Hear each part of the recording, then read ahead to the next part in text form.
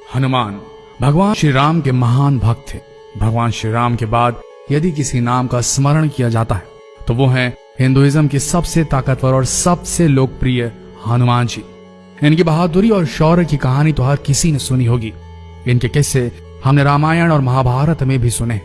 हनुमान जी के बिना रामायण पूरी नहीं हो सकती। रामायण काल में जन्मे हनुमान सैकड़ों सालों बाद महाभारत काल में भी जिंदा थे।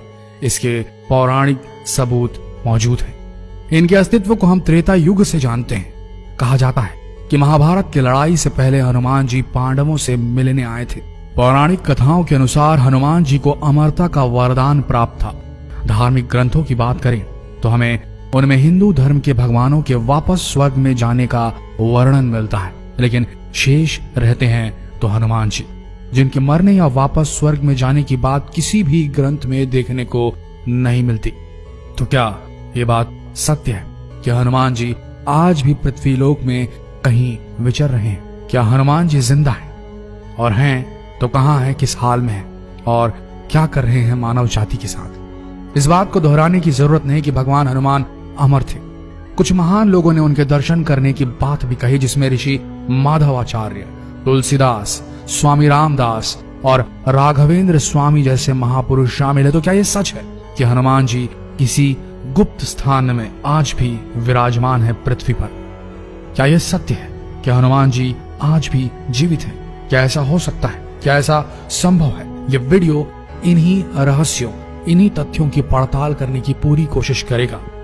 हमारा अनुरोध है सारे हनुमान भक्तों से कि इस वीडियो को जितना हो सके शेयर करें और इस पेज को फॉलो करना ना भूलें, ताकि हनुमान की महिमा, हनुमान जी की महिमा पूरे देश के बच्चे बच्चे तक पहुंच जाए।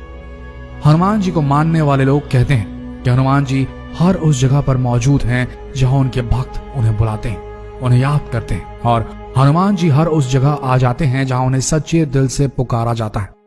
वहीं दुनिया भर में कई ऐसी जगहें हैं जहां ऐसे पैरों के निशान बने हुए हैं जिन्हें देखकर लगता है कि कोई ऐसा जीव आज भी आज के मॉडर्न वर्ल्ड में, आज के पृथ्वी में मौजूद है जो आकार में बेहद विशाल है। दुनिया भर के कई अलग अलग देशों में इस तरह के विशालकाय पैरों के निशान जो अपनी स्क्रीन पर अभी देख रहे हैं काफी संख्या में पाए गए हैं, और वैज्ञानिकों का यह दावा है कि निशान किसी ऐसे जीव के हैं जिसका शरीर काफी विशाल रहा होगा और मानव जैसे पद चिन्ह होंगे। तो क्या लगता है आपको, क्या ये हनुमान जी के पद चिन्ह है? अमेरिका में कई लोगों ने काफी बार एक विशालकाय जीव को घूमते देखने की बात कही है। ऐसा माना जाता है कि अमेरिका की माया सभ्यता भी एक मंकी नामक, यानी कि एक मंकी गॉड की पूजा करती थी, एक भगवान की पूजा करती थी जिनकी शक्ल और सूरत बिल्कुल हनुमान जैसी थी। तो क्या माया सभ्यता के लोग, प्राचीन रहस्यमयी माया सभ्यता के लोग हनुमान जी से अवगत थे? क्या वो उन्हें मंकी गॉड के रूप में संबोधित करते थे? बात सिर्फ अमेरिका की माया सभ्यता की हो तो समझ में आता है, लेकिन ऐसा ही कुछ वर्णन, ऐसे ही कुछ लोकोक्तियां, ऐसे ही कुछ लोक कथाएं चीन में भी मिली हैं। चीन की दंत कथा में भी एक मंकी किंग का जिक्र मिलता है जो बहुत हद तक हमारे हनुमान जी से मिलते जुलते हैं, और ये सारे सबूत यही इशारा करते हैं कि हमारे हनुमान जी आज भी हमारी धरती पर हमारे बीच मौजूद हैं। इस बात का प्रमाण हमें श्रीलंका में रह रहे एक आदिवासी कबीले से भी मिलता है। कहते हैं जब भगवान राम ने अपना मानव शरीर छोड़ दिया था, तब हनुमान अयोध्या छोड़ भगवान राम की याद में श्रीलंका के जंगलों में मेदुर पर्वत की तरफ चले गए थे। जी हाँ, मेदुर पर्वत।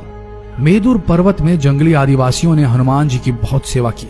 वहां से वापस लौटते वक्त उनकी भक्ति और सेवा से खुश होकर हनुमान जी ने इस कबीले के लोगों को ब्रह्म ज्ञान का बोध कराया था। जी हाँ, ब्रह्म ज्ञान का बोध कराया था, और उन्हें यह वचन दिया कि वे हर एक 40 साल बाद उनके कबीले के साथ रहने आएंगे और उनकी पीढ़ी को आत्मज्ञान देंगे।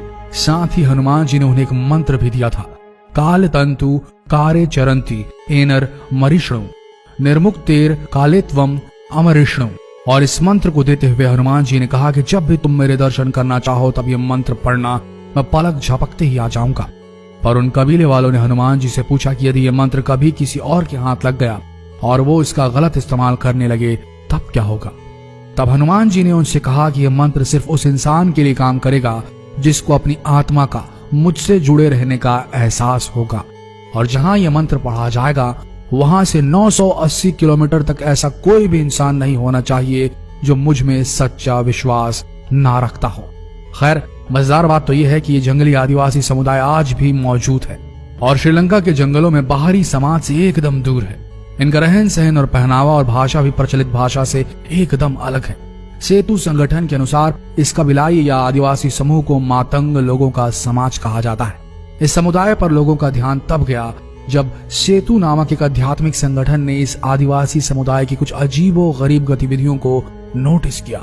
इस संगठन ने उनको और अच्छी तरह से जानने के लिए जंगली जीवन शैली अपनाई और इनसे संपर्क साधना शुरू किया।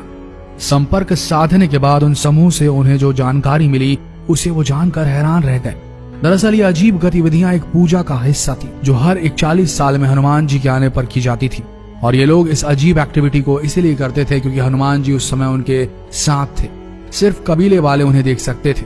जो संगठन सेतु था उसके अनुसार इन आदिवासियों के मुखिया बाबा मतंग ने हनुमान जी के द्वारा उस प्रवास के दौरान किए गए हर कार्य और उनके द्वारा बोले गए प्रत्येक शब्द का एक एक मिनट का विवरण अपनी एक पुस्तिका हनु पुस्तिका में नोट किया हुआ है। हनु पुस्तिका के अनुसार हनुमान जी 27 मई 2014 में कबीले वालों को आत्मज्ञान देकर वहां से चले गए और इसके बाद अब 41 साल बाद यानी कि 2055 में आएंगे।